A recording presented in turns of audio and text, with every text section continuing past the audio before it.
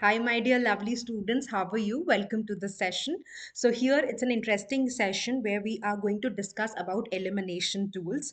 I always believe that when we talk about reading comprehension, we should always have a strategic approach. Don't just solve reading comprehensions without having a strategized way, because if you are just going to randomly approach the passages, then you're going to find yourself in deep trouble. And as we know that talk about any competitive exam which has got verbal ability in it will definitely have few questions coming from reading comprehension. And in exams like GMAT, GRE, CAT, reading comprehension becomes all the more important, right? So we are going to learn about elimination tools. On what grounds can you eliminate the incorrect options and the answer choices? So I talk about a very interesting term, process of elimination, and on the grounds in which we can eliminate the answer choices. So let's get started. My name is Juhi Narula, and today we are going to discuss elimination tools. So what do we mean by elimination tools? Out of the given answer choices, say if you have been provided with four options, three are incorrect, or if you are provided with five options, four are incorrect in case there are no two correct answers. So how do you eliminate the incorrect answer choices? That we are going to discuss in detail. Before that, we have already had two discussions of reading comprehension where we have talked about two important things. One is how to deconstruct the passage, right? So that's where we are, dealing with how to read the passage. Second is how do we deal with the question. So we'll quickly revise so that this is the third and the final part of the discussion. So you can connect all the dots and you have all the things combined together so that you are ready to take on the comprehensions, right? And the first half would be of discussion. Second half, we are going to solve a very interesting passage. So let's get started. Now, see, when we talk about how to deconstruct the passage, we talk about a strategy called mapping. So let me just quickly talk about mapping to you. In order to have a detailed discussion on it, what you can do is you can check the space, and we have already done a detailed discussion for the same, an exclusive session. uh, and here we are just going to touch base so that you are ready with the concept and your concept gets revised. It's just brushing up the thing. We are not digging down in the details. So first is when we talk about how do we deconstruct the passage. So it is very important that deconstruction is done intelligently. So that's what we mean by setting the goal right. Right, so when we go to the examination hall, what is your objective? Objective is that you're able to answer the questions correctly, right? Your objective is not to enjoy the process of reading or get some awareness or be more knowledgeable, right? So be clear on this, right? So if you are going with this intent that I am going to understand every little bit of the passage, I'm going to retain every detail provided, and I'm going to answer the questions without revisiting the information, then you are setting something which is inconsistent. So you're setting goal which is inconsistent, right, and not reachable. So how do you set your goals? There are three goals that you need to keep in mind. So when I say you should have clear objectives, I try to say that there are three major goals. One, focus, right? So if we talk about focus, it is very important that you keep this in mind, that you can't read the entire passage again. If you are doing it in your practice or if you've done it in your previous attempts, please keep this in mind. Reading the entire passage again is a sin, and we can't afford. So missing on the information, or losing track, or losing focus, or thinking of something else, these are major hurdles that really create trouble. और eight times ऐसा भी होता है, पढ़ते हो आपको इतनी घबराहट होने लग जाती है कि आपका मोमेंटम ही नहीं बिल्ड होने पाता. So we are keeping this goal in mind out of the three objectives, that our focus should be intact. Second, all the general questions which are based on overall understanding of the text. So by general questions, I mean these four questions. Main idea. Again, we have discussed the questions in detail in one of the videos. Please do watch that video. See, what happens is most of the students are in a rush. They would want to solve questions and questions without knowing the strategy.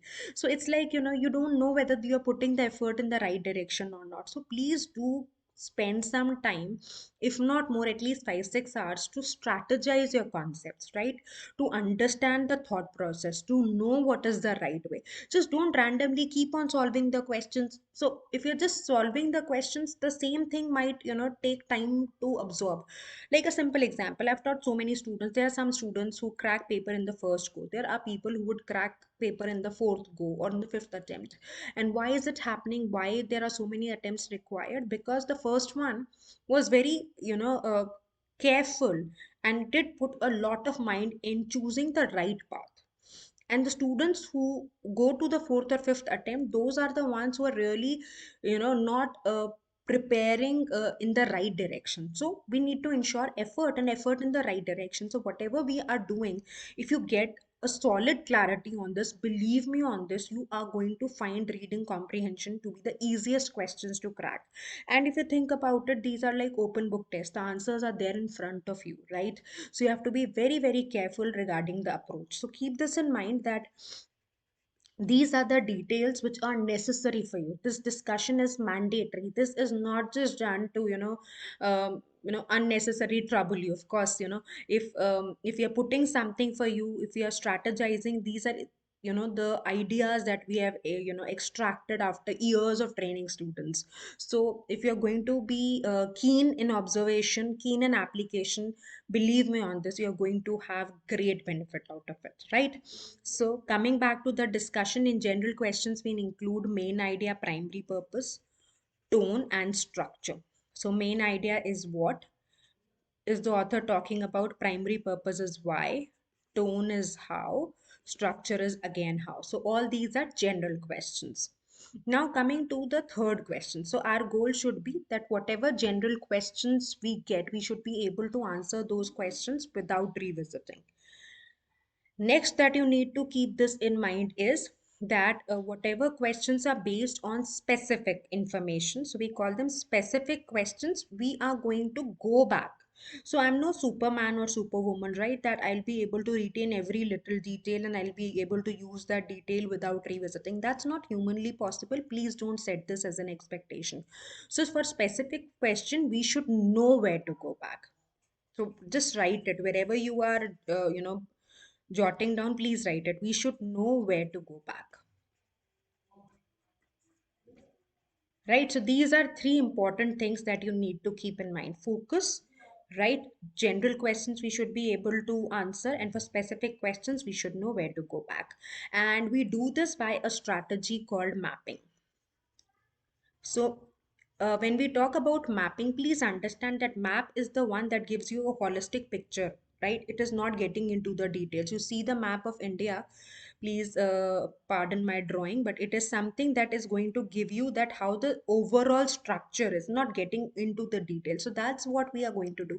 We are going to map the passage. We are not doing note making. So wherever you are writing these points, please understand we are not doing note making. So put a cross against it. Don't get into the details, because then it's going to consume a lot of time. How do you map? Write one or two keywords on the scratch paper. So scratch paper is the rough paper that you'll be getting, and you get it for quant, you get it for verbal.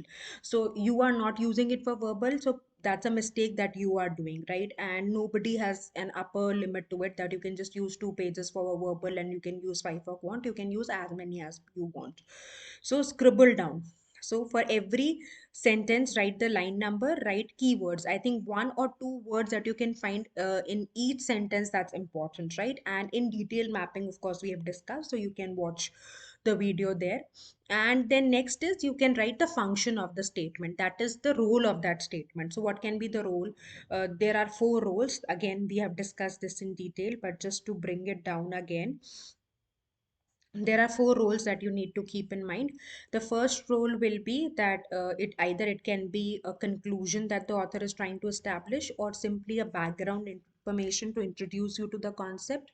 Third is supporting statement, evidence, and fourth is objection. And this is what you are doing for your own understanding, right? You are not doing it to get marks. So it doesn't matter that you are getting interchanging the two sentences. It is fine as long as you are scribbling down, you are trying to find out the role, you are trying to find out the function, you are looking for keywords, you'll be more involved, right? And that's going to do the trick. And observation of transition words is important. So words like and, yet, nonetheless, in spite, despite, all these are transition words. So if you have not seen the video of mapping, please do see that, deconstructing the passage. These all the points have been discussed in detail there, right? Now, next important thing that I always say to my students, that you should not neglect the question acts as a bridge between the paragraph and the answer choices. So most of the times, this will fall down and it can get broken, but just consider that if this goes away, right?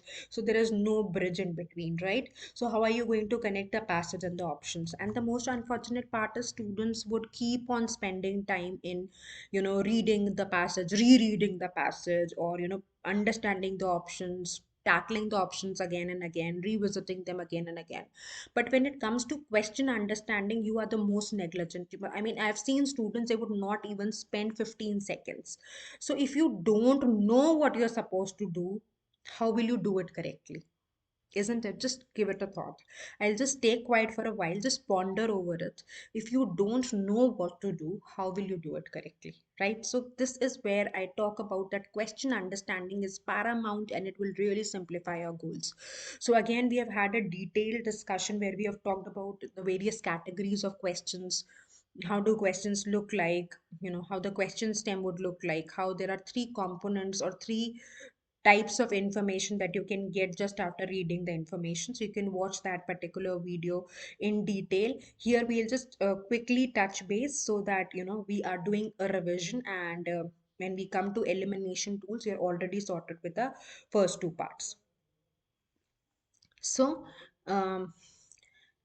like I said, that the general questions should be able to answer without revisiting, and these are the general questions. So it's just a quick summary of the discussion. Main ideas: what is the author wanting to convey? So I always write it in Hindi because then that creates clarity in the mind of the students, that what's the difference between primary purpose and main idea. So I hope you understand kya and kyun, what and why. These are two different questions, right? So don't get mixed. So that's where your question understanding is needed. If the question is of primary purpose and you're looking for an answer for what, then of course you will find two answer choices, both equally convincing, and you will say that, ma'am, I'm able to eliminate two, but I'm always confused between the last two. Or if there are five options, I'm able to eliminate three, I don't know what to do with the other two. So that confusion usually occurs because your question understanding is weak. So that we cannot afford. So these are two different things. So your goal is not to match the information, your goal is to answer the question. Please do keep this in mind, right? Now next is tone. So tone is how the author feels, and what is the opinion of the author. Is he sarcastic, is he positive? So that's where we bring in the tone questions. Then comes the structure questions. How is the idea flowing? There can be four common structures that are usually seen. This is an inverted pyramid. So the author usually introduces the claim right in the beginning and tries to build the discussion. Or it can be a pyramid structure where the author tries to bring the conclusion in the end. Or it can be an hourglass structure where conclusion lies somewhere in the middle, right? Or it can be a chronological order. So it's just not a particular pyramid or inverted pyramid, just mentioning the events in the way of occurrence, right? So you keep these structures in mind and then see that which of the structures you are able to see. You will of course not get these terms because these are just created by the trainers so that comprehension becomes easy. But of course you can do what is, you can definitely pay attention to the statements and the mapping that you have done, that will help you tackle the structure questions well. Now, when we come to the next set of questions, these are specific questions. So I always say that for specific questions, you should know where to go back. If you are not going back for specific questions, you are just unnecessarily, ruining your chances to get better. But the catch here is you should know where to go back. What do? We go back, but we don't know where to go back. So the mapping that you're doing should give you this clue that where is this information lying, or how are we going to utilize which paragraph to answer the question. So this is something which is crucial. This is something which is very important and you need to keep this in mind. So specific purpose, what is the difference between primary purpose and specific purpose? Primary purpose है author ने पूरा passage क्यों लिखा, specific purpose है author ने एक term को mention किया, किसी ईयर को मेंशन किया, किसी दूसरे पब्लिशर की बात की, ऑथर की बात की, साइंटिस्ट की बात की, तो वो क्यों करी, right? So it becomes more narrowed down. So whenever we are looking for a primary purpose answer, जितना general answer हो सकता है उतना ढूंढिए जो सब points को cover करता हो, और जब आप specific purpose की बात करते हैं जितना हो सके उतना focused answer ढूंढिए, उससे clarity रहेगी, effectiveness आएगी answer solving में, right? Next है inference. So what is inference? You are given certain points and you need to see which point is logically, drawn as a conclusion from the facts that are offered to you. So you can see that the terms are infers, implies, suggests. So you should be careful whenever you encounter these words. So it means a logical conclusion drawn on the basis of the facts provided. Then what do we mean by retrieval? Retrieval is extracting the information. Information is there with you and you're going to extract that information. So it's these are the easiest questions. Information is already there. The only thing that you need to keep in mind is that that the correct answer would be framed in a language which is different from the text. So usually you don't have the same language of the text framed in the right answer. So please keep this in mind. Next is VIC question. So VIC is vocabulary in context. So when we were talking about questions, I did tell you that you might get the term VIC. So don't get worried that what is VIC. There is a meaning used in the discussion and you are asked the meaning of that particular word. So of course you cannot undermine the importance of vocabulary, but it is not so don't just jump onto the conclusion. You see the word, you know the meaning, and you mark it without revisiting the text. Don't do that, because usually how the word is, there are words which can have multiple meanings and you need to answer the meaning of the word which sets in the context. So please go back, read. No matter how sorted you are with the word, how confident you are, don't take a final call before revisiting the sentence. Okay. And next is strengthening questions and weakening questions. These are really popular questions now, where reading comprehension is, clubbed with critical reasoning. So they bring in a lot of reasoning in the questions. That is the reason the popularity is increasing, and the students and the paper setters find these questions really interesting. So strengthening is that there is one point which is not, this one conclusion the author has made in the argument, and you will be asked which of the following if true. So there is only these type of questions which come up with this condition if true. So which of the questions, I mean, which of the answer choices if true will support the claim made by the author. So of course, if it is saying if true, it has to come from the information which is not offered in the text. And similarly, they can ask that which of the following information will weaken the claim. So if I am the author, I would not deliberately introduce any information which is weakening my claim, right? So what are the clue words that you get?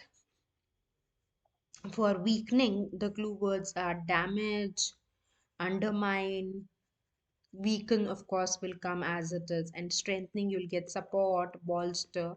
So these are the keywords that you get, right? So this is a quick recapitulation and the points are in bullets, so it's easy for you to absorb and note it down in case you feel the necessity. And we have done a detailed discussion, so you can watch the previous video and you'll find a lot of insight regarding the questions. So let's come to the grounds of elimination. So before we actually dig into the discussion, I'll give you 30 seconds. Please read this slide and then we are going to talk about it in detail. So what do we mean by grounds of elimination? We also call tools of elimination. So if there are four answer choices, three are definitely wrong. So we are going to keep on eliminating the incorrect answer choices. Whatever remains shall serve as a right answer. Believe me on this, if you're really wanting to enhance your verbal score, start eliminating the incorrect ones. This is the tool that have done wonders for my students, and they have seen exceptional improvement in their verbal scores. Selection doesn't work in verbal. In quant it does, because you're doing a calculation, you're doing 13 into 7, you see the point coming, the number coming, and you see answer suggesting the same, and you'll just mark it in a rush, right? But in verbal you can have a confusion, so you need to see how the confusion is created. That I'm going to teach you. That's what the next discussion is all about. And of course it is important that you are sure that the why the answer choice is incorrect. So always be sure why these are not the correct answers. Whatever remains, that will be the right answer. So I'll give you a minute, just walk through the slide, and then we are going to start the discussion.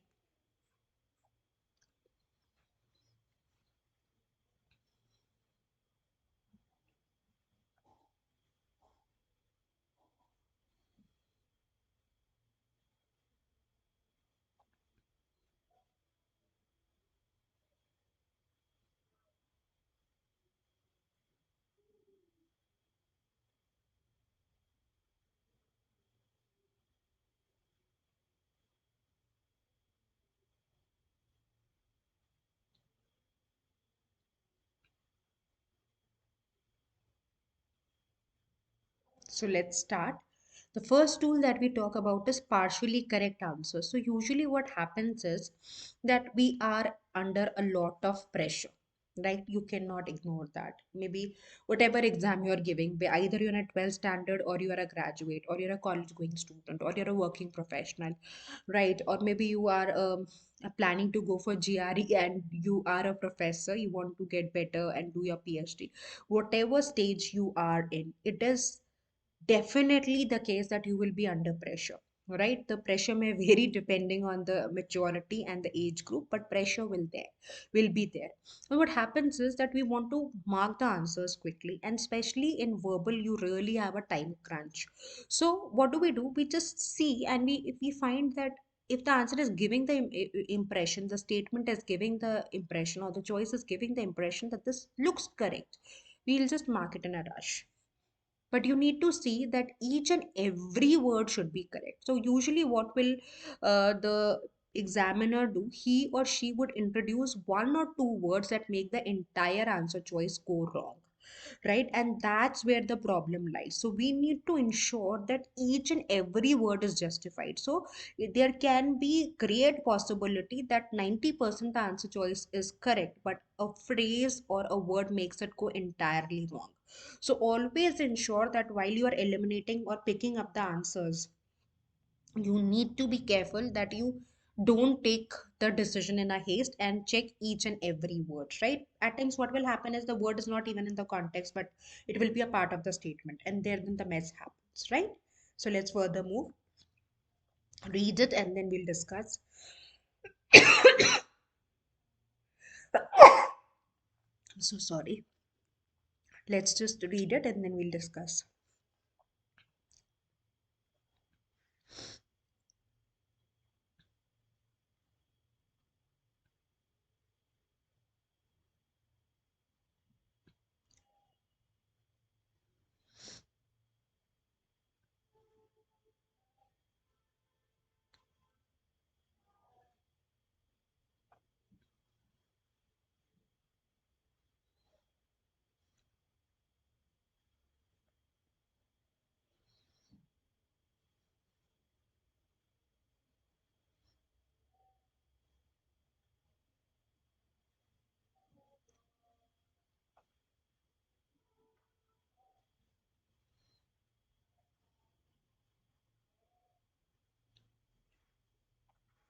So let's discuss.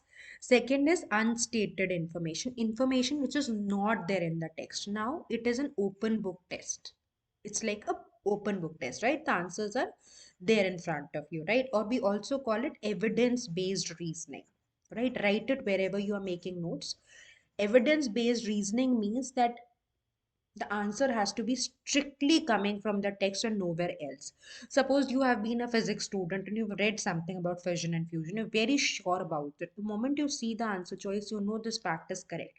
But if this particular fact that you have seen and you're sure about it is not in the paragraph, no matter how sure the you are, how correct the information is, you cannot pick it up as a final answer, right? So you need to see that the answer choice has to be coming from the text. The answer has to trickle down from the information, right?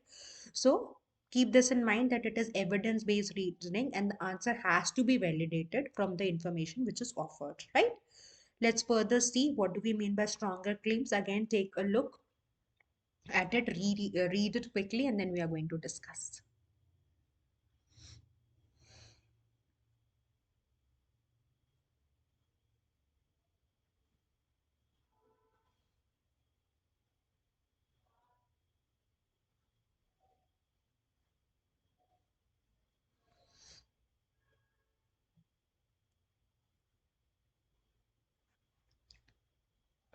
So this is one of the popular tools of elimination, and this is one of the common ways to create trap answer choices. Now see, if we do this drill that I give you one particular passage and I ask each one you to create few questions based on the passage, I think each one of us can do it. Though the quality of question may vary, the difficulty level may vary, but then each of us can do it. But who's the boss of the argument? The boss of the argument, I mean, the passage would always be the author, right? So you cannot present any answer choice or any statement which is stronger than the claim made by the author, right? So please keep this in mind that any answer to say, I'll explain it to you. Otherwise, also in real life, also this tool should be kept in mind that I say that, I think, I'm slightly occupied and I would not be able to attend the party my colleague is throwing the next Saturday. And then I'm having a discussion with one of my friends or colleagues, and she goes and tells that particular friend of mine that she was telling me that the party is not going to be interesting, so Juhi is not going to come.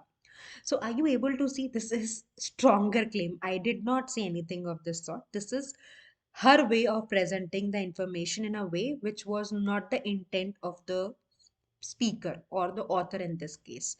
So she's presenting a statement which is stronger than the claim made by me. So that's something that you need to keep in mind, that any answer choice which is presenting the claim which is stronger, something which the author has suggested is a mild version, but the answer choice is definitely giving you a statement which is an overstatement or exaggeration or extreme form, you're going to eliminate that answer choice. Please keep this in mind. And I have a list for you. Words like no, none, always, must, never. Please pen it down. Please pen it down. You are going to thank me later to tell you about this important clue which you can utilize to eliminate the answer choices. In fact, whenever you practice, please see to it. You are really going to be convinced that these answer choices 99% times are incorrect. So please list these words down. Take 30 seconds, pen it down, and always notice them while you are reaching out to the right answer in solving comprehensions.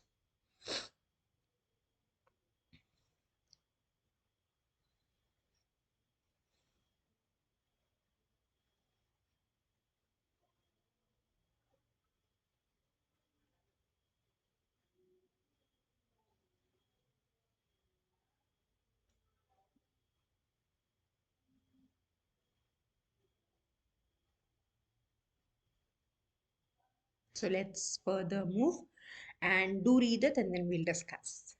That's the next point of elimination. Please keep penning these down. See, don't invest twice the time. One, just to watch the video and next time to make notes. Do it parallelly. I'm deliberately giving you some pauses in between so that you can pen it down and you can absorb the information.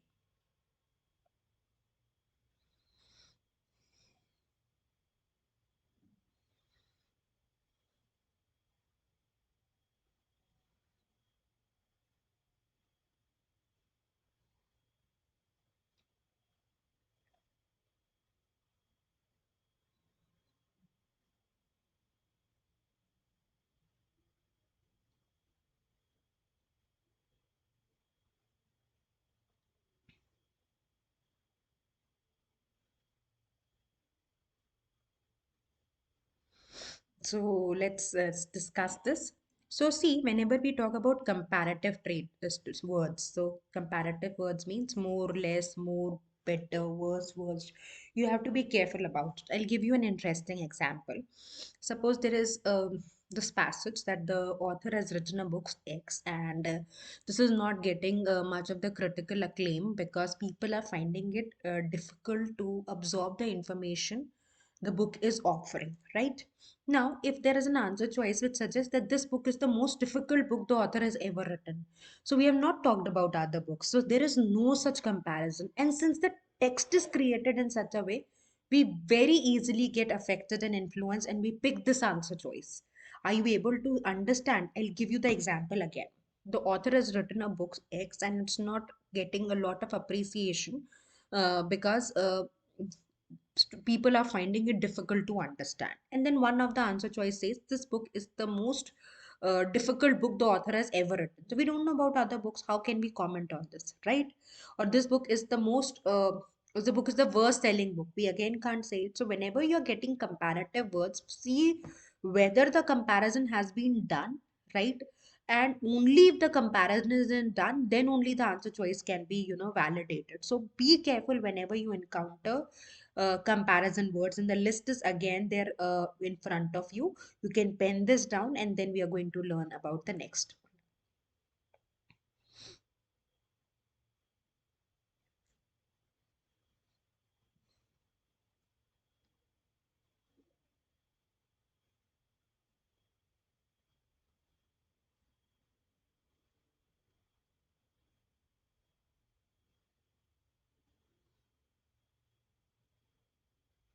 Right, so let's proceed.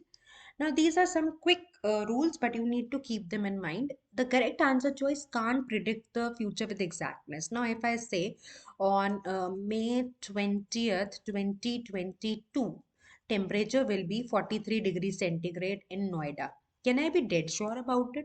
You'll say, ma'am, you can't be dead sure. You can say there's a possibility, but you can't be sure about it. So similar way, any answer choice which is predicting something with exactness cannot serve as the right answer, right? Now be careful about reversals. So what are reversals? Reversals are opposite of what the text is suggesting. Usually we miss on the words like not, never, except in the questions, and there the trouble lies. So the question is asking which of the information is true except. We don't notice except and then we get into this trap. So please be careful about the question. Again, I'm saying question understanding is vital, important, necessary. Don't mess with it. Of course, next is politically incorrect statement. So any statement which is, maligning somebody's image, or that's against the national, integrity. Please don't entertain it as a right answer. A correct answer choice will always be politically correct. That means it would not create any controversy. And don't get driven by answer choice that you find to be correct, because your ideology, your thought process is inclined towards that particular answer. Please don't forget, it is strictly, I'm again writing in capitals, it's strictly evidence based reading, right? So these are 8 elimination tools that we have discussed in detail. Please ensure that you have these tools in front of you every time you are dealing with the questions, and gradually you will see the momentum building and you will be able to observe these tools. So let's actually solve one particular passage to bring all the points together. Passage is there in front of you. I'll give you 2 minutes. Please read it and then we are going to begin with the discussion. You can map it, and then we are going to discuss how do we solve the questions and apply the elimination tools.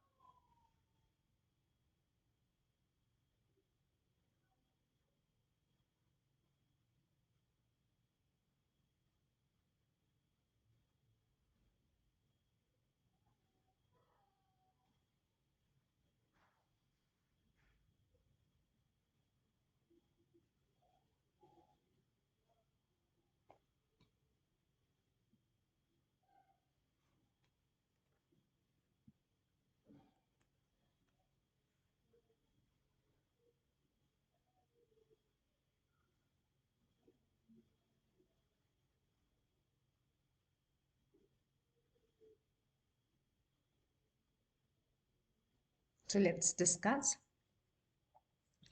Though he left us with numerous great works and be sure, is widely regarded as America's first internationally renowned means famous author, Washington Irving's sometimes enigmatic tendencies and techniques have left literally critics and academics to ponder his motives more than 140 years after his death. Can you see the length of the statement? That's a typical way to create pressure. So the first sentence becomes lengthy and students get slightly under pressure. Please keep this in mind that whenever you're reading the opening statement, you have to be your most patient, right?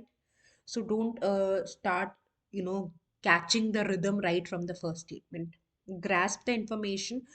If you're finding the long statement too difficult to comprehend, break it into two parts, but initial opening statement and the closing statement should be dealt very carefully. Opening statement because it tells you what is the discussion about, and conclusion, last statement usually gives you the conclusion. That's the common trend that we have seen. Of course, it can vary from person to person, and because every author is different and can have his or her own style of writing.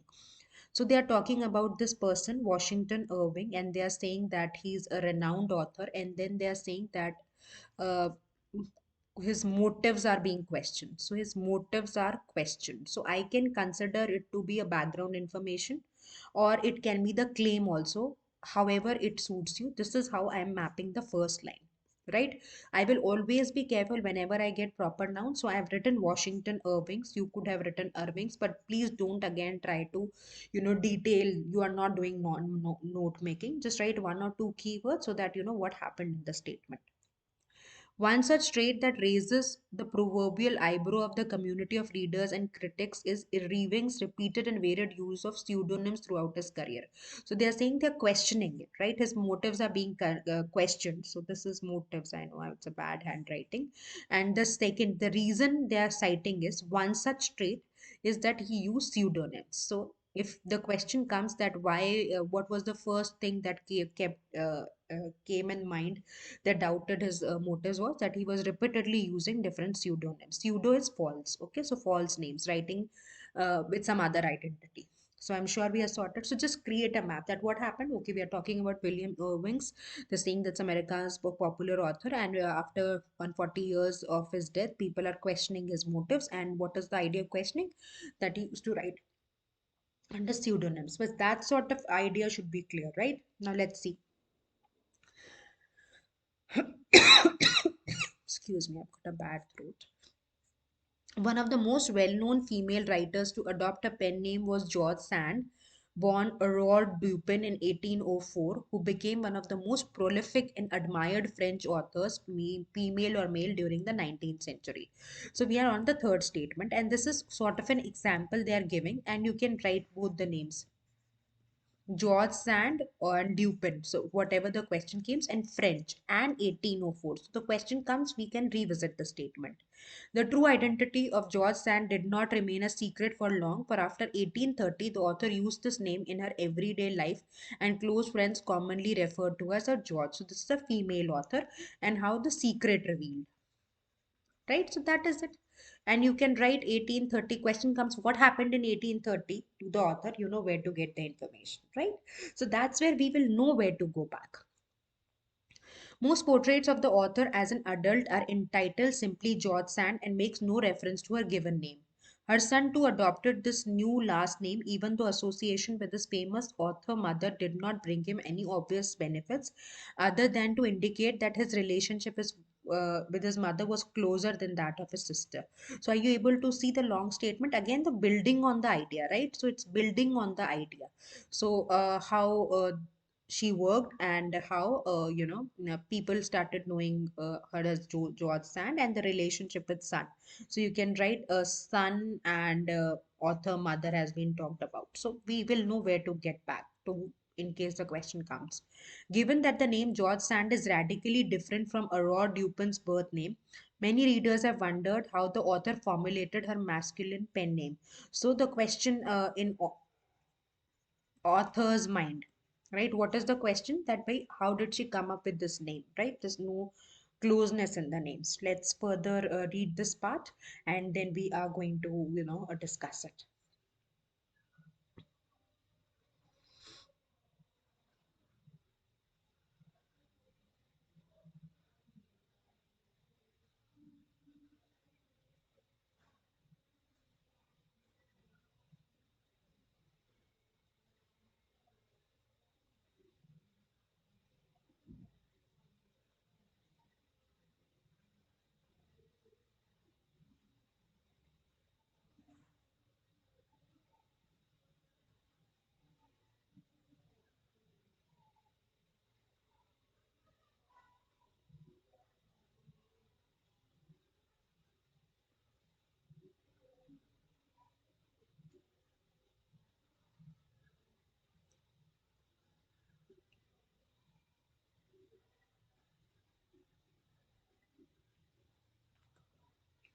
So let's discuss.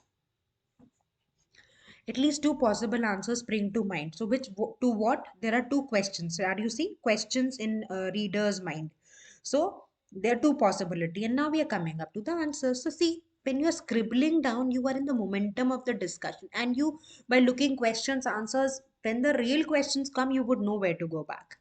The first, as indicated in Curtis Kate's biography, George Sand, is that the idea for this pseudonym arose from a collaboration with her first lover, Jules Sandio. So, what is the, you don't need to remember this. You know, what is the first possibility? Talk, dear. Right? So, she had an association with her boyfriend and whose name was Jules Sandio. So, maybe if possible, you can write Jules Sandio. So, in case the question comes on Jules Sandio, you can go back. Since her own literary output was a great success in 30s to 50s, she quickly became known by this name and began to use her pen name on daily basis. So, first reasoning provided. Let's further see.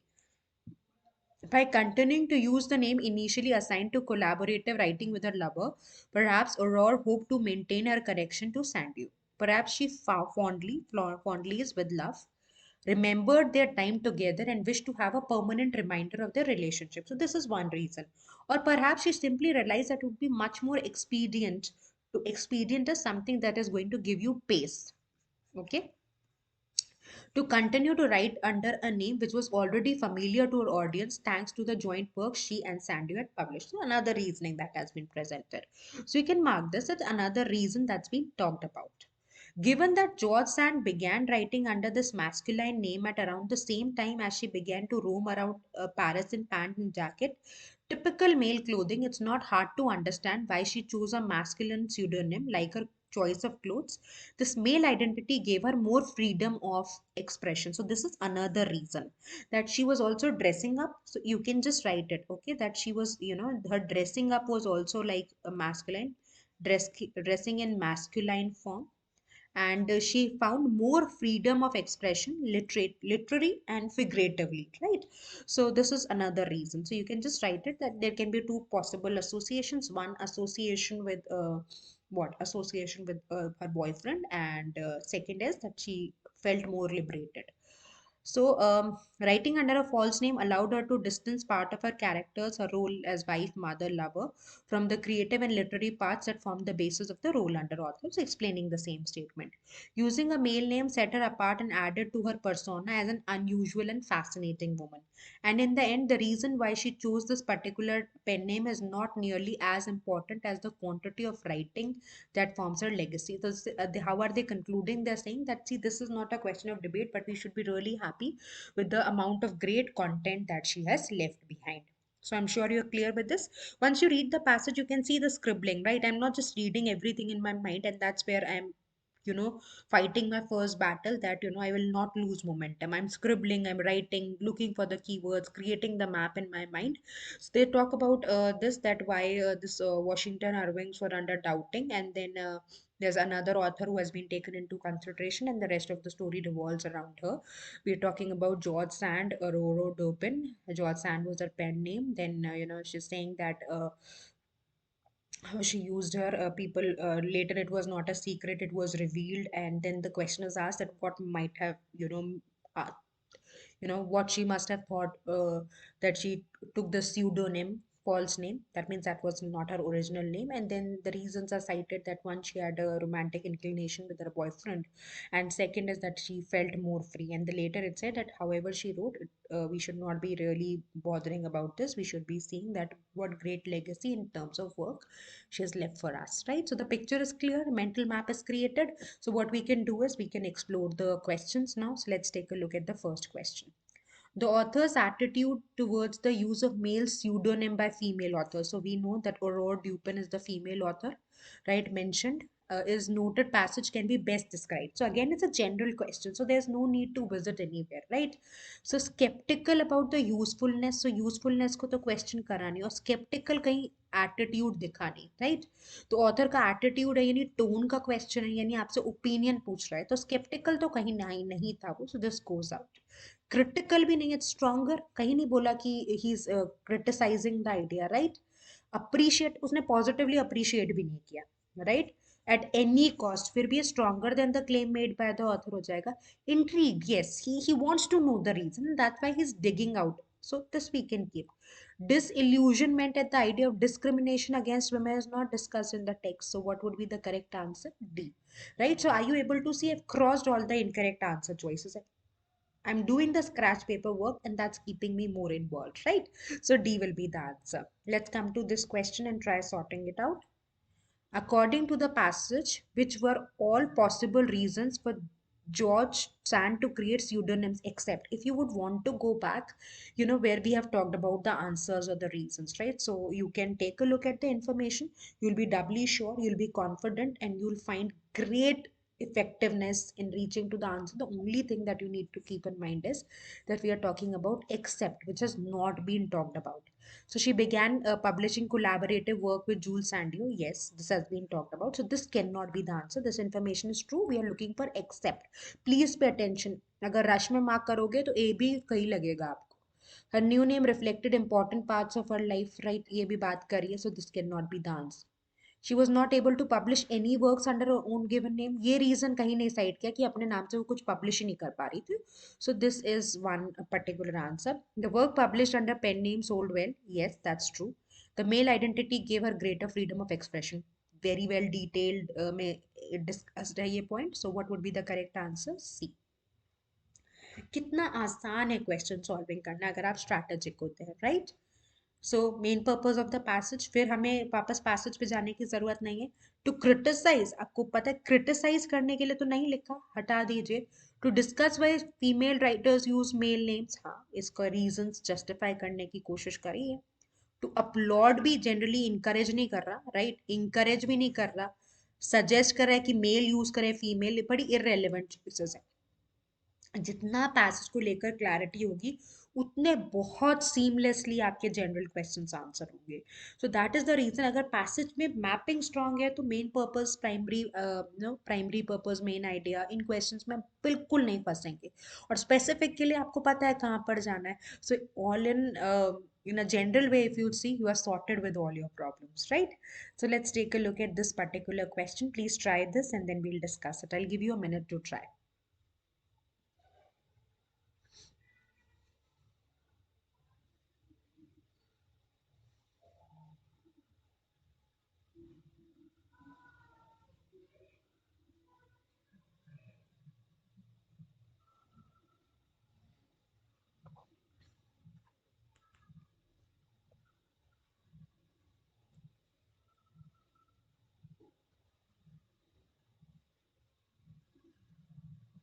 Let's see.